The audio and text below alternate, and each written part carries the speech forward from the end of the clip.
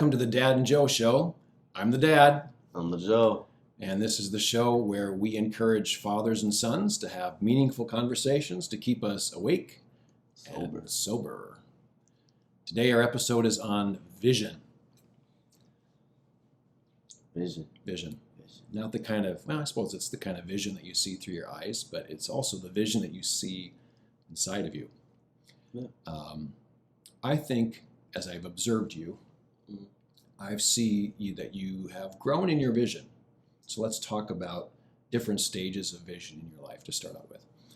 Before you went to Teen Challenge, what would you say was your vision for life? Live in the moment. Definitely live in the moment. Have fun. Make the most out of every experience. Make money. Stuff like that. Okay. So that's not bad to want those No, things. it's not. But my observation was that was about it. There wasn't anything beyond that. Yeah. So let's go when all of a sudden you find yourself in Teen Challenge. Probably, and this is off of what? Just what was your vision? You all of a sudden you land in Teen Challenge. You don't want to be there. No, I got you. Okay. And all of a sudden you kind of decide, okay, I'm here. Mhm. I suppose your vision when you first got there was to get out. Yeah, so I can go a little bit on So that. just a little progression kind of through your stages at Teen Challenge and how your vision progressed. Yeah. Probably right when I got there, get out, Escape. probably make the best out of it. So like find other ways to distract myself from what's actually going on. So either like pursuing something that's adrenaline, like that boosts my adrenaline, or picking a fight, or just being disrespectful in total. So probably my vision was to just get out. Right when I got there, towards the middle, it was to pursue my relationship with God, because I found kind of a stability in my faith. And then towards the end, it was just finishing off well and leaving a good impression and on my name in the program, and just leaving off well so I can start brand new and do well as I come home. Yeah, I think you also had some academic goals. Oh yeah, for sure. I wanted to get A's and B's, I think, and I did that through all my classes, even though I was doing online, even though it was pretty hard. But I completed that too. I just wanted to do well in academics, which I did. Okay. So that's good. Yeah, we were super proud of you. When you first went in, we thought, okay, Joe's going to have to learn something, and he's going to come out of he's going to come out far better than he went in. At least that's what we believed. And that's true. That's what happened. Yeah. Okay, so you get home, and you are here for a couple weeks. You first get home. What was your vision then? Probably start off well, I think. I'm pretty sure my vision was to just like give it my all, because I had just applied for a job. So give it my all, be respectful, work hard, goes into giving it my all, make money, obviously. Yeah. I really wanted to make money right when I got back, because everybody else was in school and I had finished school already. So I had a 3-month period where I was working full time, and I just really wanted to be financially stable for myself, even though I didn't need it. I'm not paying bills, but just have money, to be honest, which isn't a bad thing if you have good, like, I don't want to say morals behind it, but good Intentions. values or intentions behind it. So in that job specifically, I remember, it was a huge blessing to get a job within a week. Mhm. And it was a really good job. You had a good boss. Yeah. You had some great people that you're working with. Once you started working there, what was some vision that you had even within that job? Because I know you'd come home, you grew in your communication skills. Mhm. You obviously were making some money. You Yeah. wanted to go from not just hourly wage, but to a salary, or what was it? It was a commission. A commission. Yeah. So you started to have greater vision for not just to make some money, but also to grow in your skills. And your boss saw that and started to put you in those situations. Yeah. Yeah, I really wanted to progress in the company. So just getting faster at doing my skill. It was like a trade job. So it was washing windows, gutter cleaning, all that kind of stuff. So just progressing through, getting faster, getting better with customer service, all etc. That includes in the job, and I just wanted to progress through the company, and I did. I got really well. I got a company car. I was a shift lead, which basically I was a team lead actually. As a teenager. Yeah. So that was cool. Then I got a raise, but commission's not really. It's like a 5%. I get a 5% up. I get a 5%. I get more money through my commission, so I get 5% more. It was an incentive to work harder. Yeah, for sure. Okay, so why am I asking all this? What I'm trying to show is that you've had a progression in your life of growing vision, and that vision has done something for you. Yeah. So why am I asking you these questions about vision? It's a good question. I want you to see, and I want for dads and sons to discuss how important vision is and how it can help you to mature and to grow.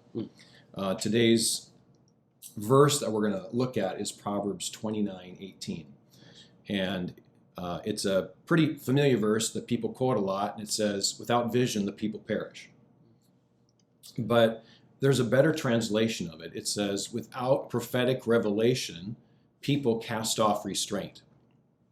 So what that is referring to, Solomon, who wrote this proverb, is he said, without something greater than yourself, something prophetic, meaning maybe something futuristic, something from God, a revelation, something that is beyond yourself, without that, people cast off restraint. They don't focus themselves. They don't restrain themselves from certain behaviors. They just go and do whatever they want. Kind of like what you were sharing before about how before you went to Teen Challenge, your vision was have a good time, live in the moment, do all that you can, enjoy life. Again, those are all good things within themselves, but they're good things within certain boundaries that are healthy for your life. And I remember writing you when you were at Teen Challenge, and I encouraged you to get a vision. Like, what is your vision? What is a vision that you have, not just to complete the program, but within the program to get everything that you want out of it? And then even since you've coming home, it's we've had a few discussions about it, but now that you've completed your 6 months of aftercare, it's a new discussion that I want to have together with you. Not just for you, but I have a season in my own life right now where I'm needing some fresh vision, because I'm finding that unless we as men have vision, we won't stay on a narrow path. We don't stay the course. It's easy just to cast off restraint, scroll through your phone, waste time, watch Netflix, just do things that are not productive, versus if you have a vision, you actually restrain yourself or keep you on the narrow path. So the NLT, which is a little more generous in its translation, why don't you read that? I think that's kind of funny. This is Proverbs 29:18, just the first part. Proverbs 29:18 says, "When people do not accept divine guidance, they run wild." So that's a good picture of what happens a lot of times, is if we're not receiving divine guidance, something outside of ourselves with values, principles, biblical truth, we just run wild. And that certainly can happen. Did you see that in your life? Oh, for sure, yeah. I was just like an adrenaline junkie, like without like guidelines and restraints on, and other types of goals. You just pursue that and you turn into an adrenaline junkie, and always trying to get caught up in the moment, which is not productive, especially if you're trying to do 2 tasks at once, double task. if you're trying to have a relationship with your parents, etc.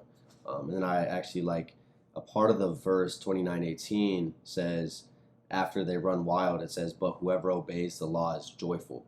And that kind of just shows it's like before I was, doing bad in school, not good grades. I would come home, not have a good relationship with you guys. Obviously, we would have like our good times and our bad times through that.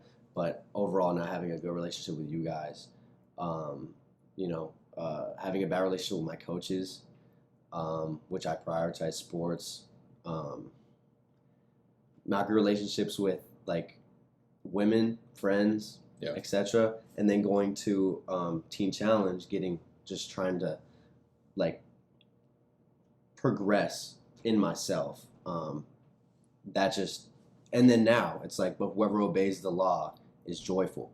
And the season I'm in right now, even though I'm back in school and it's harder than any school I've kind of been to and there's more homework, I'm still joyful in what I'm doing because I have an end goal and an end outcome that's not just have fun, get money, do whatever. So what would you say some of those goals are? So what vision do you have now that is transcendent? It's something that's beyond just the next rush of adrenaline, the next bit of fun, however it can happen. What would you say are some of your goals today? Yeah, for sure. So one of my goals is just to get straight A's in school. Wow, I didn't know that. Pretty hard. I would be okay with a B+, to be honest. So like if it's at an A-, I'd be okay with a B+. But straight A's with that exception. I want to win state for football, and that just and I wanna get faster through that, get stronger through that, and that comes with a bunch of strength goals and speed goals and everything like that. So there's some physical goals, like physical goals, fitness, health, and that goes along with winning state. So I'm not going to list all of those, but winning state for football definitely. And those are just two minor goals in my life. Another goal is to remain and exceed in kind of the expectations in my relationship with God, if that makes sense.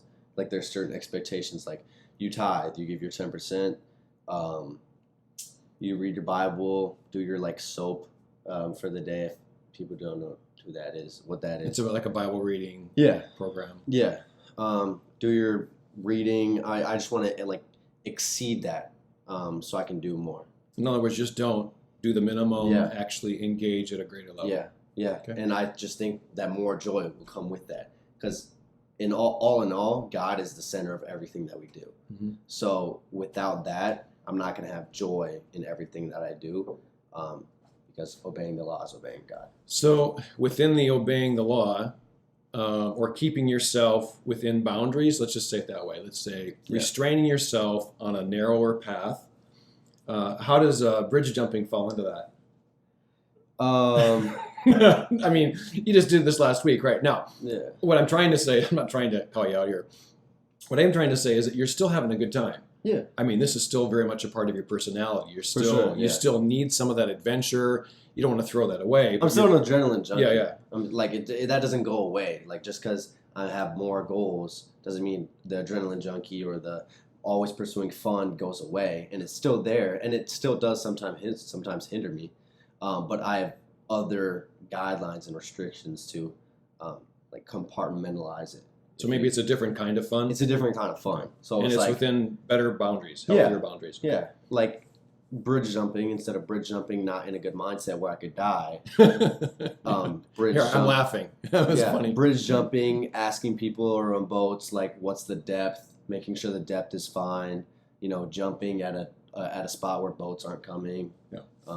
Or just, so using wisdom. Yeah, using wisdom and I mean even if I don't really want to say it, but I mean it is illegal, which kind of just goes totally across like but whoever obeys the law is joyful because obeying the law is obeying the law no matter if it's God's law or so restraints are still uncomfortable sometimes. Yeah, and they are. And you're growing, so but you're not doing it drunk. Yeah, and you're using some wisdom. So I guess my point was not to call you out, but to say because you told me. You say, hey, Dad, this is what I'm doing. Yeah. But to say, hey, Joe, use wisdom in what you're doing and have a greater vision that's going to guide your daily decisions. Well, yeah, and one thing is that mainly you're my authority. He's my authority. So when I'm doing something, I go, oh, hey, like if he calls me, I tell him, oh, Joe, what are you doing? Oh, hey, I'm bridge jumping right now. He's like, okay. And like if he has a problem with it, which you haven't, but there are certain instances where he has had a problem with it, there I go, oh, I'm sorry, and then return back to what I was doing before. So you're trying to bring some accountability. And with that, obeys the law. Since you're my authority, I don't like to put it in like you give me laws, but you give me direction, which can be a sort of law, because God says, obey your, what does he say about your parents? Well, honor your parents. Honor your parents. So God just says honor your parents. And honoring your parents means... It actually says honor your parents and it will go well for you. And it will go... That's what I was getting at. Honor your parents and it will go well for you. And just produces more joy. I'd like what we're going to do is we're going to look at 5 areas of vision for your life. Now, you mentioned one. You have some academic goals. You have some physical goals. I'd also look at maybe some spiritual goals. You talked about those. Yeah. Maybe there's some financial goals. Maybe something mentally and emotionally, depending on where you're at. So I would encourage, we're going to look at just 5. I'm going to we're going to talk about 5 for you, 5 for me. That's good. Of things that I have. And we're going to have vision. And then our next episode is going to talk about routine. So get a preview for the next episode. We're going to look at how can we put our routines into alignment so that we actually accomplish our vision and don't have a great idea and have dreams but never see it come to pass. So just last question. How does vision keep you awake and sober, since that's our theme? How does vision keep me awake and sober? I would say vision keeps me awake and sober because I'm pursuing something and I have, like, it's in it. Like, the reason why I'm doing it is in it because I have vision. The vision why I have vision and I'm looking at it. And if you're looking at it, you're going to always have it on your mind. And if you really, really, really want it, you're always going to be pursuing it. So if I'm pursuing sobriety and it's always on my mind, there's nothing that will make me think, oh, that looks nice. Even though it might look nice and it's still in my character, not my character, my, what does it say in AA? It says, character defects, if it's still in my character, like one of my character defects, human nature, to fall back into that, and it might look nice. If I have my mindset on, I want to be sober, and I want to be sober throughout my whole future until I die, you're not going to give into it, no matter how tempting it is. Because your vision is greater than this immediate, thing that satisfies. And that's where I think a lot of people fall back into not being sober. Is because their vision is to not mess up, not to be sober for the rest of their lives. That's why I think God is a main person, not even person. God is a main thing. How should I say that? God is a main person that should be in someone's life, and I don't think you can be sober without God, personally. Okay, you said something that's really important, and that is your vision. If all you do is focus on what you shouldn't do, that's where you're going to end up. Yep. Because that's what you're looking at. Yep, that's what you're looking at. But if you're looking at something greater, if you have prophetic vision, then you don't cast off restraint. You actually keep yourself on the path that you have for. I think that's huge. Very huge. That's huge. Is that what are you looking at? And if you're just looking at trouble to try to avoid it, you're going to find it. Yeah, you're just going to be right there. But if you're looking at something greater, you're looking toward God, you're looking toward the vision that He's given to you, then that's what you're going to find. Now, you may stumble along the way, but overall, that's where you're headed. Like a good example is like, if your vision is always, I'm not allowed to go to a party. Like, I can't go to this party. There's going to be stuff there. I can't. Someone invites you to that party. It's still going to be in the back of your mind, but your vision is that you can't go to the party. Party is still in the word. Party is still in the sentence. So you're going to go to that, especially if you have my personality, you're going to go to that no matter like how much you don't want to go. If my vision is I have a lot of homework to do and I really want to get straight A's, and party's not in that sentence. I'm going to stay back and do my homework because I want straight A's, not go to the party, because party's just not an option, you know? Or if you have other health goals, like physical goals, you find a friend and say, let's go work out. Yeah. Or you choose an alternate kind of fun because you've had enough schoolwork for the week and you're like, okay, this is going to help me. Yeah. What's going to help me toward that same goal? Or do something else fun. Yeah. You know what I'm saying? And parties aren't bad, to be honest. I'm not saying parties are bad. That was just an example. No, it's a good party. There's good parties and there's bad parties. For sure. So, all right. So, dad and son, I want to encourage you to have a conversation. Talk about at least 5 areas where you want to have vision so that you stay the course in whatever goals you have. And next week, we'll be talking about routine. Put this vision into practice on a regular basis. Anything else from you? Nothing. All right. Nothing. Peace.